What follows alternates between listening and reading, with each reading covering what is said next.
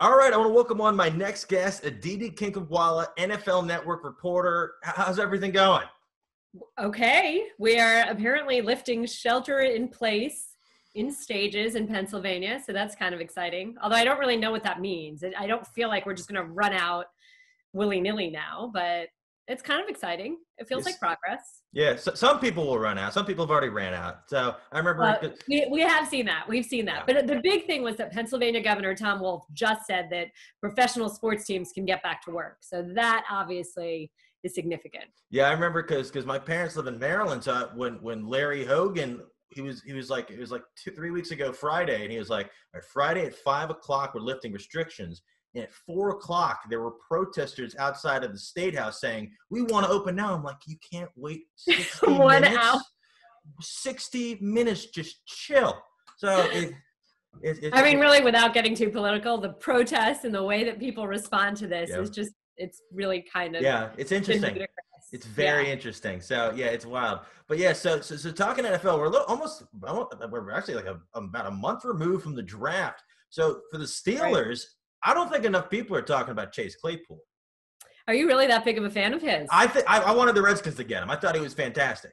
I really do. Tell me why. Why are you so crazy about him? I think he's got a good build. It's Canadian, so I don't know why I kind of like that in my receivers. Don't you just feel like Canadians are cooler? Like that's yeah, like what's his name? So who's another cool Canadian? The guy in the Chiefs. He's the doctor, Tardif. He's cool Canadian. Yeah, working right now as a doctor, helping COVID patients. Yeah, so yeah. But how do you like that fit? Because I think it's just another weapon that they really didn't need. Well, I think that that's something that we definitely expected them to do. You know, the Steelers are a team that love to say best available player and always take what they actually need. And we knew that they needed skill position help.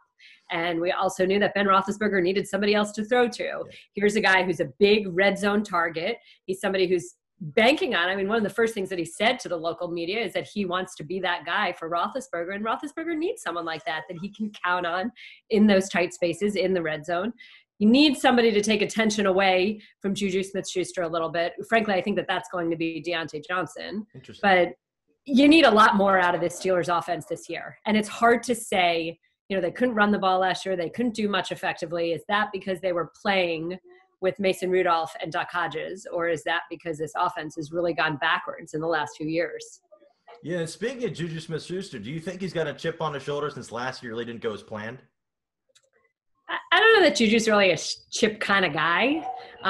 It's funny because when we talked the first time, I said that you remind me of Baker Mayfield. Baker Mayfield is a chip kind of guy. He's somebody that likes being motivated in that way. I don't know that that's JuJu. I think JuJu's probably a little more, reasonable about the fact that he didn't get too many well-thrown balls. But I think JuJu's also a smart young man, and he knows that there were a lot of catchable balls that he dropped, a lot. And when you're an Antonio Brown type receiver, when you're a number one, you don't drop those balls. I think you can hear my baby right now. So I have to tell you this really funny story. Anytime I spent a lot of last season watching football on TV because I was home with my baby on maternity leave. When I would yell at JuJu at the TV, she would always moan. Like this was a given. My husband and I would talk about this. When I would scream at the TV, JuJu, you've got to catch that, she would get really upset with me. So now I'm talking about JuJu dropping balls, and you just heard her. Did you just hear her? Unbelievable. That's unbelievable. You should try to introduce him to her. Maybe you can give her a jersey. Well, it's funny. JuJu was a little disappointed that I didn't name her JuJu. So there was that. Nickname's always a nickname. So yeah. No, but yeah, that's what. And then flipping over to the defense, I think the Steelers are going to have the best defense in football this year. I've heard some people say Buffalo. Some people just say New England. I think the defense was loaded last year. People definitely elite defense. From the time that Minkah Fitzpatrick came on, and remember, he was just kind of jumping in mid-season and had to sort of go with it. Now he has a whole offseason.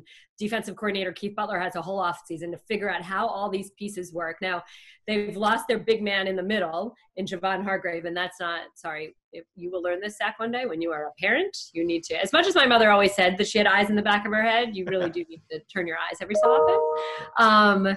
This defense, seriously, this is what has always been the path to success for the Steelers, and that is a great shutdown defense and a strong run game. So now can they get that run game going? And I do really believe they have that shutdown defense.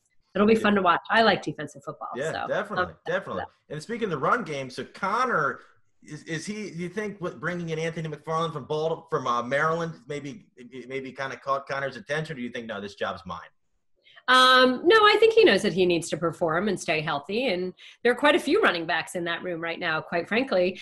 But being that you're from down there, what would you say about McFarland? A lot of people thought, yeah, a lot of people thought he was going to fall further, but for the fact that they grabbed him and you know what they can do at the running back position, I think it's scary for opposing teams. So. It's interesting because Le'Veon Bell always had a veteran backup, a guy like D'Angelo Williams, and yet the Steelers running back room right now is really very young. But the truth is, look, when they went from Todd Haley as offensive coordinator to Randy Fichtner, they have not shown the same commitment to running the football. And they also lost offensive line coach Mike Munchak, which is no significant loss by any means.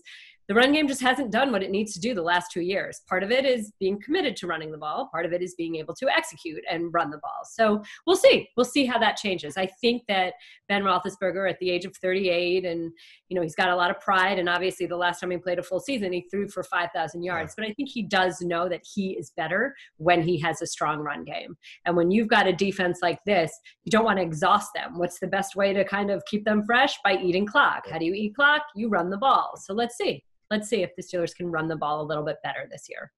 Do you think they're a real threat to the Baltimore Ravens this year? It's so funny. I really feel like this division has so much potential. Now, I said this a few years ago, and the division kind of fell apart. But you look at Cleveland, and now obviously there's a new head coach, there's new coordinators, so let's see where all that goes. But it's kind of like put up or show up time for Baker Mayfield. Jarvis Landry and Odell Beckham will allegedly be healthier. I am a huge, huge, huge fan of Nick Chubb's. Then you've got Hunt in there. You've got this defense that has a ton of talent too. I mean, there are a lot of pieces in place there. And Andrew Berry, the GM, has done a very good job in this offseason, kind of plugging where they need to. Yeah. Okay, so Cleveland fell on their face a year ago. Expectations were through the roof. Yep. Didn't meet them. Certainly eyes are there and there is talent there. Now let's go to Baltimore. Defending division champs. I mean, this Lamar Jackson is only going to be better. That defense is only going to be better. They added several wide receivers that I think only help Jackson. I never, ever, ever, ever bet against John Harbaugh. I mean, I just am so sold on John Harbaugh as a head coach. So then you've got them, obviously. We just talked about the Steelers. Ben Roethlisberger is coming back with a heck of a lot to prove, and he certainly wants to show that he's the last man standing in that draft class of his and that shutdown defense. And a look at Cincinnati. I mean, you've got this rookie quarterback in Joe Burrow. We didn't see much out of Cincinnati a year ago, but look at that offense, Zach. You've got A.J. Green, you've got Tyler Boyd, you've got John Ross, you've got T. Higgins, who they just drafted, you have Joe Mixon, you have Gio Bernard. I mean, that is a lot. You spend all that money in the offseason on your offensive line, too. And by the way, it's almost like you have 2 first-round picks because of last year's first-round pick never played. You got hurt. Yep. So, I mean, you could totally see Cincinnati doing things right there. Okay, apparently my daughter doesn't like me saying good things about Cincinnati either. But she was born in Cleveland, so maybe that's why. Yeah. No, but speaking of the Browns, I thought the biggest need for them last year outside of a head coach was 2 solid tackles, and they did that. So Baker's going to have more time, and you've got you added Austin Hooper. You got did they grab the tight end from Troutman from Baker? Or I forgot who they got. They got one of the top tight ends in the draft. Right. Already got Njoku. They're loaded, and I think, and then the fact that we were overhyped them so much last year, they didn't live up to expectations. Lamar kind of stole all the shine Baker had the year before. I think they're being slept on, and then Cincy, anything they do this year is a positive. Nobody's expecting anything from them. Baltimore, I think it's just their division to lose. Well, I think that what you're saying, again, with the Browns, we expected them to take a left tackle in the first round. They did. Jack Conklin is obviously an upgrade to as much as I personally really love Chris Hubbard. And we did see Baker Mayfield was running for his life. He was scared a year ago, and he didn't necessarily have the faith and trust that he needed to. So we'll see, not having – any sort of OTAs, not having any camp in June. What does that mean? And you tend to think that more veteran teams with veteran coaches and veteran quarterbacks and veteran systems or, well-established systems sort of have a little bit of an advantage, but you never know. I mean, there's less to see on the other guys too. We'll see how that all works. And of course, I'm talking with the expectation that there will indeed be training camp in August. Do you think Baker's been shooting those insurance commercials from home? He just talked the other day and said, he actually talked to his local media, and he said that he's very purposely this offseason trying to be quiet, that it's time for action and not talk right now. Yeah, no, because like as soon as the team's eliminated from contention, cut the commercials off. I can only see Baker just running around the stadium for so long. Zach, that's a very old school thought. That's how I feel about stop celebrating when you're down. I don't want to see you celebrate a touchdown when you're losing by a few touchdowns. Just shut up and play the game. But that's a very old school way to approach that. The team's down by 4 scores and they deflect a pass and they're celebrating. Like, what are you doing? Right. Exactly. Yeah. And then who's a team outside of division this year that you think nobody's talking about? Oh, gosh.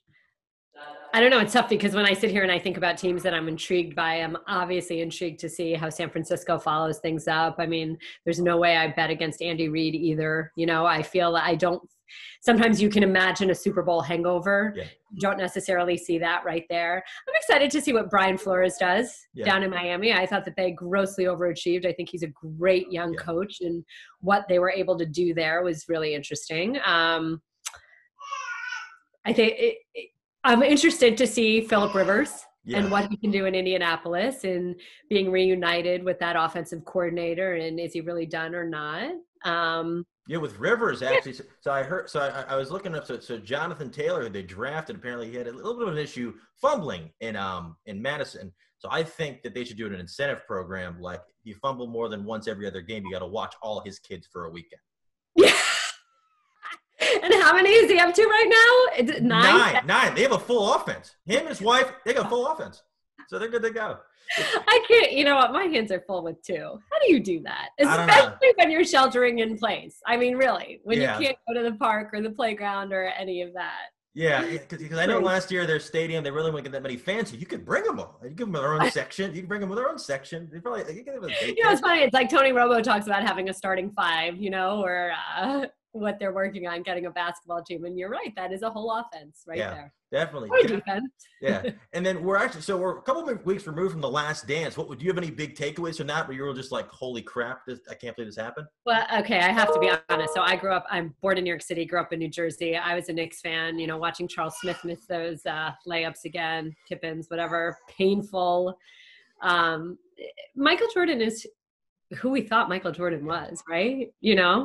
I mean, it's not like he ever came across as this unbelievably nice guy. I loved the device of having him watch. It was fantastic. It was incredible. Handing him the iPad. I loved it. I just want to go forward with that, right? Like, hey, I just see that Baker, this is what Baker, this is what was just said about you, and see those responses were just tremendous. I mean, it was fun. So I'm the person now, like when I watch something, I'm tweeting also, but The Last Dance, I just purely watched. There was no, communal watching. It was just something my husband and I did. And it was kind of fun. It was like old school watching TV as opposed to, watching on here until the president shuts down Twitter, I guess. Absolutely. We're waiting for that. I wonder what's in place to come up next. Maybe what's his name? Tom from MySpace is like, all right, we're ready to go. We're locked and loaded. I was never a MySpace person. I was also never a Snapchat person. I never really got that. Sorry. I wonder who's still on MySpace. I want to know somebody who's like, that's the first thing they log into every day. Does that still exist? Maybe. We'll see. I don't know. That's what Belichick used to have fun with. He was like, you're going to MySpace this or whatever, like talking about Twitter. That's wild. And now I have one last question for you. So when everything kind of sort of resorts to normal, when everything's safe to do, when everything is fine to do what people usually were doing in their daily life, what's the first thing you're looking forward to doing? Oh, God. I feel like I should – bless you, sorry. I feel like I should say – something with my children, but quite frankly, I'm really excited to be back on a football field.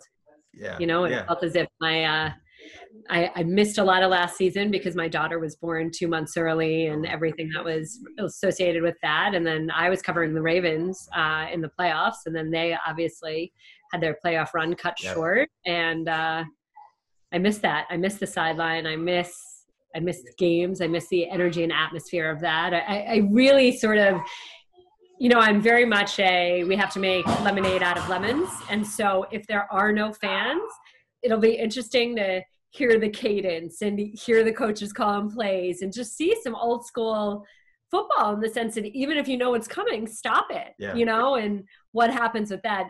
It'll be interesting to see how that plays out, but I'll certainly, miss the energy that fans give you and the excitement, and when people call down and tell you they watch the NFL Network, which is always my favorite thing of football games, right? Was that the police just banging on your door? Yeah, I don't know. It's mass chaos here, okay? 4-year-old, 8-month-old, 2 parents working from home, a house under renovation that will never be done, apparently. Yeah, just crazy. Have you been doing any teaching? I know a lot of like teaching is a lot of becoming on a lot of parents nowadays. Yeah. And I was ready to transfer my kid out of my class on day 1. Send them to the principal's office. Someone just sent me this great line. They used to say it takes a village to raise a child. Well, now it takes a vineyard to raise a child. I like that. But this has been awesome. So for people that don't already follow you on social media, how can they find you? I am at A Kinkhabwala. That's AKINKHABWALA. And funny story, I never actually created my first Twitter account. Somebody else did that for me. And then once I realized that could be pretty complicated, that people would have to find my last name or know how to spell it, then I got over it and figured, why not? I mean, it could be a spelling bee question someday, right? Definitely. My Instagram is much easier. It's at Aditi NFL, ADITINFL. If you want to teach like language arts, you could ask your children to spell their last name. You know what? The truth of the matter is my 4-year-old, he needs to write out his first name and his last name if he wants to watch the iPad. So we've got this whole notebook with these things where every day he's writing out Nico or Guinness just so he can watch the iPad. Awesome. Well, this has been a lot of fun. Thank you so much again. And I'm glad everybody's doing well. But this has been awesome. Thank you so much. Thanks for having me anytime. And this is great that you do this. Absolutely.